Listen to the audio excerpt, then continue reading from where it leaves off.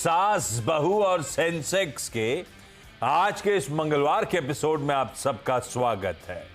अगले आधे घंटे मदद करने के लिए पुणे से राजेश सतपुते.com के राजेश सतपुते साहब स्क्रीन पे रेडी। सतपुते साहब, गुड आफ्टरनून सर। बस बातचीत की शुरुआत करेंगे, आ रहा हूं आपके पास। उससे पहले हम तक रीच आउट करने के जो तरह तरह के तरीके हैं डॉक्टर साहब, वो एक बार स्क्रीन पे दिखाइएगा। और जो सोशल मीडिया प्लेटफॉर्म्स हैं, चाहे वो ट्विटर हो, इंस्टाग्राम हो या थ्रेड हो, उसके आईडीज, और जो व्हाट्सएप के थ्रू अगर जो चैट करना पसंद करते हैं, उनके लिए भी एक व्हाट्सएप का नंबर स्क्रीन पे। आप लोग को रीच आउट करना है, सवाल भेजने, अपना नाम मेंशन करना है। हमारी टीम्स आपसे कांटेक्ट करेंगी और शायद जल्दी किसी आने वाले सास बहू सेंसेक्स में अपन लोग बातचीत कर रहे होंगे और हम कोशिश कर रहे होंगे आपकी स्टॉक स्पेसिफिक दिक्कतें सुलझाने की। 1/4% से ज्यादा की उछाल के साथ, 1/4-1/3% उछाल के साथ कह लीजिए निफ्टी इस समय कामकाज करता हुआ। हालांकि आज 580 तक के जोन देखने को मिले थे, पर ठीक है, कोई कंप्लेंट नहीं है। 1/4% निफ्टी उछाल के साथ ट्रेड करता हुआ 23,530 के आसपास के जोन्स। और हाईलाइट है आज निफ्टी बैंक। फ्राइडे की क्लोज हुई थी प्रिसाइसली 50,000 के जोन्स पे, जहां पे कॉल और पुट एक्टिविटी भी बहुत स्ट्रांग थी। उसको वॉच आउट करना था और आप इवेंचुअली मोमेंटम पक लिया इस पॉकेट ने। 2/3% के उछाल के साथ निफ्टी बैंक ट्रेड कर रहा है 50,300 के शेड ऊपर। इनफैक्ट निफ्टी की कंट्रीब्यूशन प्लेट रखिएगा, तब आपको दिखेगा कोई HDFC बैंक, जिसकी आज सुबह ही चर्चा कर रहे थे अपन लोग कि धीरे धीरे करके क्या बढ़िया इंचअप कर रहा है, 1600 के पार जाता हुआ नजर आया। HDFC bank, ICICI bank, SBI, ये बैंकिंग मेजर्स हैं जो लार्जली इस समय भारतीय बाजारों की मदद करते हुए। ऐसे में सतपुते साहब बढ़िया है। इलेक्शन के वर्डिक्ट के बाद से जो पिछला हफ्ता था, वो लार्जली एक दायरे में कंसोलिडेट कर रहे थे और इवेंचुअली इंचअप ही कर रहा है भारतीय बाजार, पॉजिटिव बायसेस के साथ ट्रेड कर रहा है। क्या लग रहा है सतपुते साहब, ये मोमेंटम हमें कहां ले जा रहा है? ये मोमेंटम जो तेजी देखने को मिल रही है, अभी भी आप लोगों को खरीदारी करने का मन बन रहा है निफ्टी पे, या अब इस समय निफ्टी की जगह आप लोग स्टॉक स्पेसिफिक मूव्स की तरफ फोकस कर रहे हो? निफ्टी या निफ्टी बैंक, मेरा मतलब कोई भी बेंचमार्क इंडेक्स या स्टॉक स्पेसिफिक, क्या व्यू बन रहा है? Good afternoon Ashish ji. First of all Ashish ji, देखिए, मुझे लगता है कि अगर आप निफ्टी की चाल देखो तो वो धीमी है। एक बेयर ट्रैप सिचुएशन जो हमने देखा था, उस बेयर ट्रैप का ये पोस्ट रिएक्शंस है, और मुझे लगता है कि जब तक जो बेयर्स है कंप्लीटली आउट नहीं होते, तब तक ये ऐसा ही चलता रहेगा। रही बात निफ्टी लेवल्स की, तो मुझे लगता है 23,400 के आसपास यहाँ पे बेस बन रहा है। 23,400, 23,350 ये रेंज है। और 23,400 के ऊपर मुझे लगता है जब तक ये 23,400 को मेंटेन करेगा, तब तक पूरे पूरे चांसेस है कि नए हाईज दिखा के सरप्राइज करेगा। प्रोबेबली अगर नए highs, to be very precise, अगर आप बताओ तो फ्यूचर का थोड़ा सा अलग लेवल है। तो let me correct it properly. तो 23,400 के ऊपर देखिए 23,600 है, लेकिन लगता है कि 23,800 तक जाएगा। तो इसलिए मैंने वो नए हाईज का इस्तेमाल किया कि लगता है कि ये इवेंचुअली सरप्राइज करेगा बाजार। तो अगर आप निफ्टी को ट्रेड करना है तो थोड़ा सा पोजिशनल व्यू रखे तो बेहतर है। आप रोज रोज उसमें इन आउट नहीं कर पाओगे, ऐसा ये मार्केट है। तो इसलिए हमने एक स्ट्रेटेजी रखी है आशीष जी कि अगर आप इंडेक्स को देखोगे तो आपका काम नहीं होगा, ये ऐसा वाला मार्केट है। तो इंस्टेड ऑफ दैट, अगर आप स्टॉक स्पेसिफिक करोगे, स्टॉक स्पेसिफिक इन्वेस्टमेंट करोगे, तो वो ज्यादा फ्रूटफुल है। जैसे कि आज आप देखो बैंकिंग में जो छोटे मझोले बैंकिंग स्टॉक्स है, वहां पे मोमेंटम है, तो रोज कुछ ना कुछ तो मिलता है। बस आपको देखना पड़ेगा कि आज कहाँ काम करना है। नहीं, ठीक बात है, कुछ ना कुछ मिल रहा है। तो सतपुते साहब से कुछ देर बाद जान भी लूंगा आज क्या मिला उनको। SBS स्टॉक पिक्स भी लेकर आऊंगा कार्यक्रम में आगे। लेकिन ये बात सुबह भी हो रही थी, जब रिकॉर्ड हाइज के आसपास भारतीय बाजार हो या रिकॉर्ड हाइज के पास मार्केट्स हों, तो गैप अप को चेज नहीं किया जाता। और देखिए, गैप अप या दिन के हाइज जो थे उसके बाद ठंडे ही पड़ा भारतीय बाजार थोड़ा बहुत। आपको अपने कंफर्ट में बेस के आसपास खरीदने के मौके ढूंढने, और रोज दिन पर दिन इंट्राडे ट्रेड नहीं, जैसे सतपुते साहब कह रहे हैं, पोजिशनली ये बाजार आपको रिवॉर्ड भी कर रहा है। ये जो ब्लिप आया था, ये ट्यूसडे का दिन था जब इलेक्शन डे वर्डिक्ट सामने आया था। उस दिन के प्रेशर से देखिए क्या उभरे और नए रिकॉर्ड उच्चतम स्तरों पे खड़े हुए आके। खैर, सवाल जवाब के सिलसिले की शुरुआत करता हूं, उसके बाद सतपति साहब की पिक्स पे भी चलेंगे। आज हम लोग को बंगलुरु, सीकर और रतलाम जाना है। पहले बंगलुरु और रेणुका पाटिल मैम स्क्रीन पे। रेणुका जी हाय, गुड आफ्टरनून। रेणुका जी कब क्या करते हो बेंगलुरु में और कब से स्टॉक मार्केट से जुड़े हो आप? 1 साल हो गया सर। 1 साल। और कैसा रहा 1 साल का सफर? अच्छा रहा सर। मतलब अच्छा पैसा प्रॉफिट आ किया रहा है। है 1 साल में, मतलब पैसा बनाया है आपने, है ना? अच्छा तो बनाया तभी है। रहता है। कैसे डिसाइड कर रहे हो आप रेणुका जी? स्टॉक्स खुद डिसाइड कर रहे हो या कोई मदद कर रहा है? मदद कर रहे हैं सर, फंडामेंटल्स देख रही हूँ। हाँ। आपका टीवी चैनल देख रही हूँ। चाचा जी है, फिर मेरा फ्रेंड है, सब डिस्कशन करके लेते हैं। चाचा जी कौन से चाचा जी? हमारे गाबा सर या कोई और चाचा जी? आपके चाचा जी? गाबा सर भी है सर और मेरा चाचा जी अच्छा, भी है। आपके चाचा जी भी हैं। ओके ओके, सॉरी, हाँ। मुझे लगा चाचा जी हमारे गाबा सर। ठीक है, तो रेणुका मैम पहला सवाल कौन सा? मेरा पहला सवाल है सर, सुब्रोज है, 75 शेयर्स है, 607 बाइंग है। मेरा प्रश्न है ये लॉन्ग टर्म के लिए कैसा है और करेक्शन आता है तो कितना नीचे तक जाता है और ऐड कर सकती हूँ क्या आगे भी?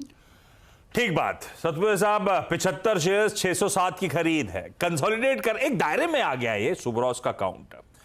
लंबी अवधि के लिए सही पिक है क्या? और गिरावट में क्या ऐड करने वाला स्टॉक है क्या? जी, सुब्रोस मींस ऑटो एंसिलरी ना। See I'm not a fundamental analyst but still जो मुझे जितनी जानकारी है, I think Subros is auto ancillary auto company. Ancillary stock. हाँ जी। आशीष जी देखिए, हमारा जो व्यू है, जैसे कि हम लोग एफएनओ में काम करते हैं तो हम लोग ज्यादातर एक साइड को देखते हैं, बालकृष्ण इंडस्ट्रीज को देखते हैं, और ऑटोज में बहुत सारे काउंटर्स है, जैसे कि आज अपोलो टायर्स एक अच्छा लग रहा है।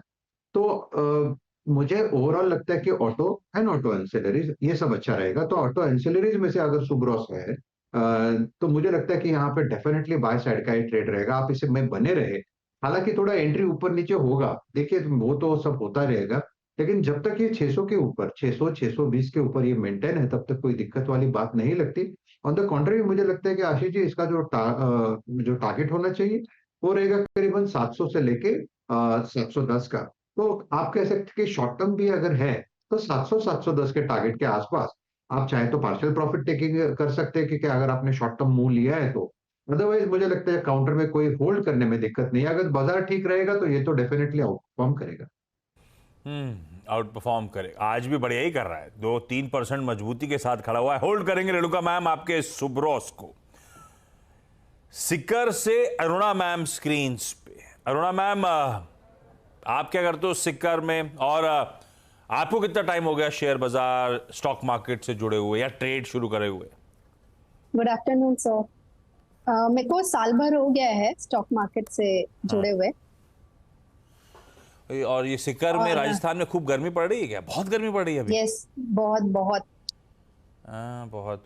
अब बारिश आने में टाइम है, अभी तो 5-10 दिन और लगेंगे कम से कम, है ना? Yes yes yes. अच्छा अरुणा मैम, पहला सवाल आपका कौन सा?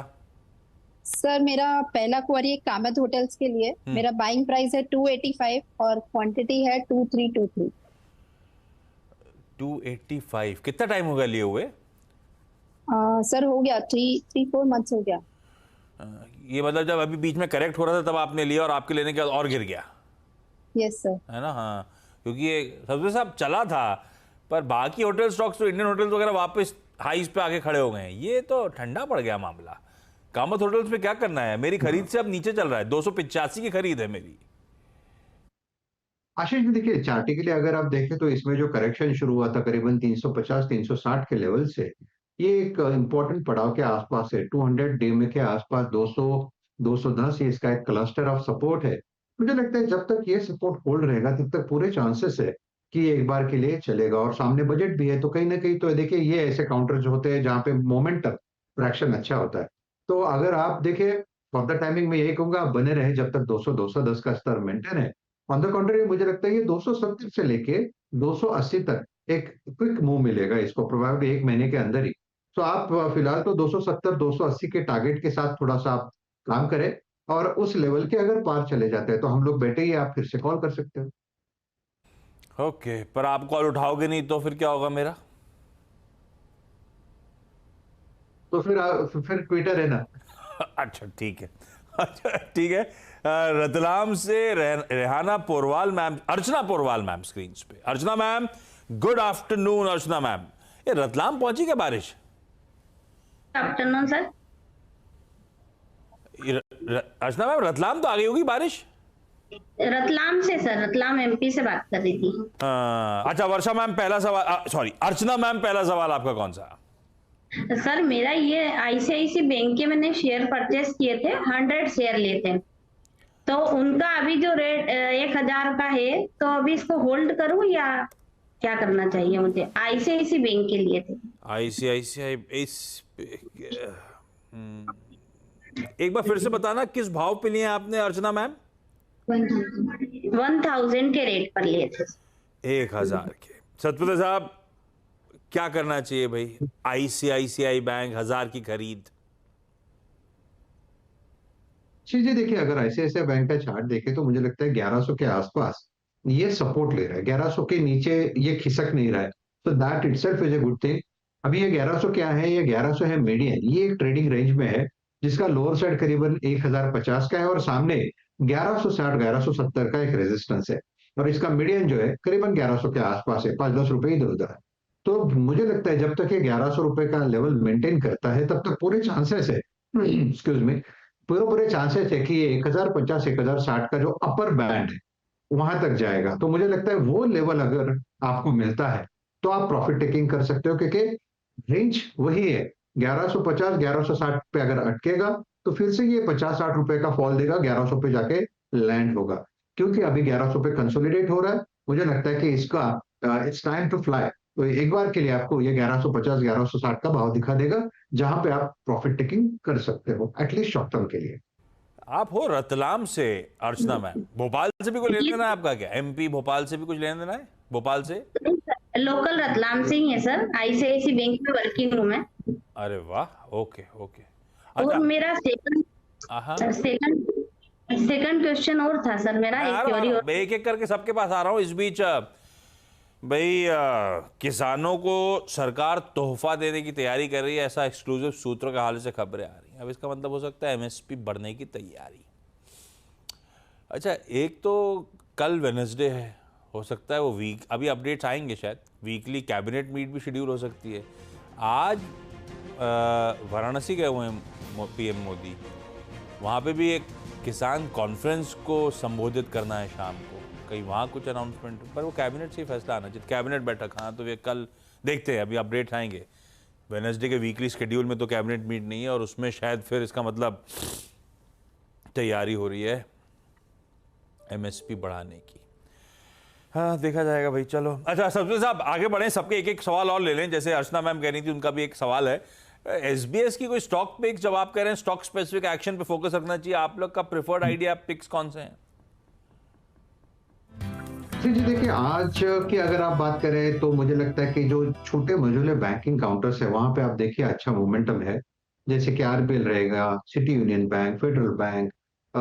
तो इसमें से मेरा जो पिक रहेगा, देखिए सिटी यूनियन बैंक भी अच्छा है, लेकिन इसका जो टारगेट है ऑलमोस्ट आप कह सकते हैं कि टारगेट के करीब है, 160 का टारगेट है। लेकिन अगर आप थोड़ा इसे वक्त देना चाहें, अगर मैं जैसे कि मैं लेके अगर उसमें थोड़ा सा टाइम दे दूं या उसकी डिलीवरी मार्क करो, देन फिर मुझे लगता है कि एयू स्मॉल फाइनेंस बैंक मुझे अच्छा लगता है। सामने बजट का भी इसमें तड़का लग सकता है, तो कहीं ना कहीं लगता है कि ये 670 के लेवल से करीबन 720 से 750 का इसका एक बड़ा मूव पेंडिंग है। तो फ्रॉम करंट लेवल देखिए 680 का एक रेजिस्टेंस है, अगर स्विंग ट्रेड करते हो तो 680 पे प्रॉफिट बुकिंग करे, लेकिन पोजिशनल लेना है तो 720 का टारगेट लेके काम करे। स्टॉप लॉस होगा 640 का। तो एयू स्मॉल फाइनेंस बैंक, इसका मुझे लगता है चार्ट पैटर्न अच्छा है। रखिए इन स्टॉक्स को, एसबीएस स्टॉक पिक्स को अपने रडार पे। रेणुका मैम, अगला सवाल हमारा। यस सर, मेरा इंटेरो का आईपीओ अलॉटमेंट हुआ था, बाइंग प्राइस है 1258 और 11 शेयर्स है। सो ये अभी कुछ ये नहीं हो रहा है, मोमेंटम नहीं है। आपने लिया क्यों? ये था लंबी अवधि के लिए लिया था या कुछ ट्रेडिंग वेडिंग का मन था? लंबी अवधि के लिए स्विंग ट्रेडिंग था, लिस्टिंग डे का प्रॉफिट के लिए किया था। हाँ, एंटेरो हेल्थ केयर, अब इसकी तो बहुत ज़्यादा चार्ट भी नहीं होगी अपने पास। सम टाइम इन मार्च मेरे ख्याल से सतपाल साहब लिस्टिंग हुई थी। क्या करना चाहिए भाई? है। दिख रहा है चार्ट में कुछ? आशीष जी, मुझे लगता है चार्टिकली 1000 के आसपास यहाँ पे बायर खड़ा हो रहा है। आप कह सकते हैं कि 1050 और 1000, ये 50 पॉइंट में इसमें एक्यूमुलेशन हो रहा है। काउंटर, अगर आप इसको वीकली चार्ट देखें तो काउंटर में इतनी बुराई नहीं लगती, लगता है कि यहाँ से चलेगा। हालांकि वक्त कितना लेगा इसमें, ये थोड़ा डिफाइन करना डिफिकल्ट है, क्योंकि इसमें चार्ट कम है, कैंडलस्टिक्स कम है, डेटा फ्रेश है। तो लग रहा है कि 1050 के सपोर्ट से अगर आप देखें इसे, तो कम से कम 1150 से लेके 1200 तक का मूव इसमें आना चाहिए। प्रोबेबली इसके लिए 6 महीना लग सकता है। तो आप अगर थोड़ा पोजिशनल व्यू रखते हो तो आप इसमें बने। ठीक बात। अरुणा मैम, हमारा अगला सवाल।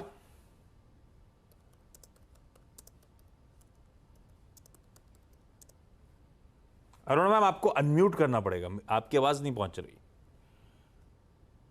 हेलो। यस मैम, आप पूछिए। सर मेरा सेकंड क्वेरी है मान infra, and buying price is 210 and quantity is 2345। ये 2345 क्यों लिया था? सोच के लिया था या ऐसे ही आते आते इतने आ गए? सर ऐसे थोड़ा यूनिक लगता है नंबर, इसके लिए 2345 लिए सतपाल साहब। 210 पे चल रहा है, 200 पे, क्या करें? आशीष जी, मुझे लगता है कि देखिए चार्ट तो इसका बढ़िया है, मैन इंफ्रा का। अगर आप इसे सपोर्ट की बात करें तो मुझे लगता है कि 195 और 200, 195 200 में यहाँ पे एक आप कह सकते हैं कि एक्यूमुलेशन हो रहा है। हालांकि लोअर लेवल से ये चला भी 170 से लेके आप देखो 205 210 तक गया, तो ये फिलहाल एक पुल ऑफ पीरियड में है। तो आप कह सकते हैं कि 195 और 200 के आसपास अगर आपको किसी फ्रेश इन्वेस्टर को भी एक्यूमुलेट करना है, लेना है, तो ये जगह अच्छी है। 190 का एक स्ट्रिक्ट स्टॉप लॉस मेंटेन करें, और अगर हम सही ठहरे तो मुझे लगता है ये 220 इनिशियली हिट करेगा। 220 225 का इसका पहला बैंड होगा, और अगर वो लेवल निकल जाए तो 240। तो काउंटर अच्छा है। I think yes, you can hold with the given stop loss. Counter अच्छा है, स्टॉप लॉस के साथ होल्ड करें। अर्चना मैम, आपका अगला सवाल। सर मेरा सेकंड क्वेश्चन ये है कि मैंने 500 शेयर 295 के रेट पर डीपी आभूषण के लिए थे, और अभी जो करंट रेट है 1250 रुपीज है, तो इसको होल्ड करना है या क्या करना है? एक मिनट, डीपी आभूषण के यस, कितने भाव पे, कितनी क्वांटिटी, फिर से बोलो आप मैम। 500 शेयर सर 294 के रेट पर। 294? Yes sir. अच्छा, कितनी पुरानी खरीद है ये? 2000 फरवरी 2023 की। 2023 की? यस। सबसे ज्यादा इतनी तेजी आई क्या इसमें? Yes sir. पता नहीं, चलिए। अभी है क्या सबसे ज्यादा चार्ट आपके पास डीपी आभूषण का? आशीष जी, देखिए अगर डीपी आभूषण का चार्ट देखें तो इसमें एक रैली शुरू हुई थी करीबन अगस्त 2023 में। तो अभी हम खड़े हैं करीबन अगस्त के पहले 2022, तो एक साल के अंदर आप कह सकते हैं कि ये 200, इसका जो लो है ना आशीष जी, वो 260 का था, और 260 से इसमें वन वे तेजी आई 1400 तक। तो कहीं इसमें रिस्पाइट नहीं था, वन वे तेजी। तो आप कह सकते हैं कि ये काउंटर थोड़ा ओवरबॉट है, इतना इजी नहीं होगा इसके लिए वन वे ऊपर जाना। सो प्रोबेबली ये थोड़ा सा रिस्की बेट हो सकता है एट करंट लेवल। मुझे लगता है इसमें करेक्शन आना चाहिए करीबन 1000 के आसपास। तो आप अगर 1230 से बात करें तो इसमें आप कह सकते हैं कि 20% का करेक्शन ड्यू है। तो पोजिशनली तो मैं इसमें इतना बुलिश नहीं हूँ, लेकिन जैसे कि उन्होंने लिया हुआ है, तो एक स्ट्रिक्ट स्टॉप लॉस आप रखिए, 1200 का स्टॉप लॉस रखिए। अगर 1200 के स्टॉप लॉस हिट होता है फिर आपको एग्जिट लेना पड़ेगा, क्योंकि काउंटर एक्सट्रीमली हेवी है, यहाँ पे पोजीशन थोड़ा सा रखना डिफिकल्ट होगा।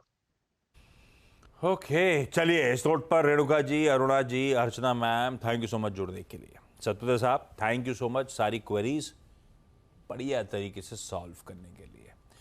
छोटा सा ब्रेक ले रहा हूं, ब्रेक के उस पार जब हम लोग लौट के आएंगे तो एक मार्केट चेक लेंगे। चलिए भाई, ब्रेक के बाद आप सबका स्वागत है। ब्रॉडर मार्केट्स ठीक है, एडवांसेस के फेवर में ही है बाजार इस समय, मतलब गेनर्स थोड़े बहुत ज्यादा हैं लूजर्स से, और कुछ स्पेसिफिक पॉकेट्स जैसे कि डिफेंस रिलेटेड स्टोरीज, कोई HAL वायदा में तो कैश में कोई पारस डिफेंस जैसे स्टॉक्स और अदरवाइज भी वो सारी शिपिंग कंपनीज वगैरह गजब करी हुई है। तो सरकारी का तड़का ऐड कर दीजिए उसमें, और उसमें साथ साथ रेलवे, और रेलवे में रेलवे सिक्योरिटी से जुड़ी हुई, एंटी कोलिजन से जुड़ी हुई सारी कंपनीज देखिए आप, सब बढ़िया कर रही हैं। तो सरकारियों का बोलबाला आज भी कंटिन्यू कर रहा है। बजट से पहले ये स्पेस खासी एक्टिव।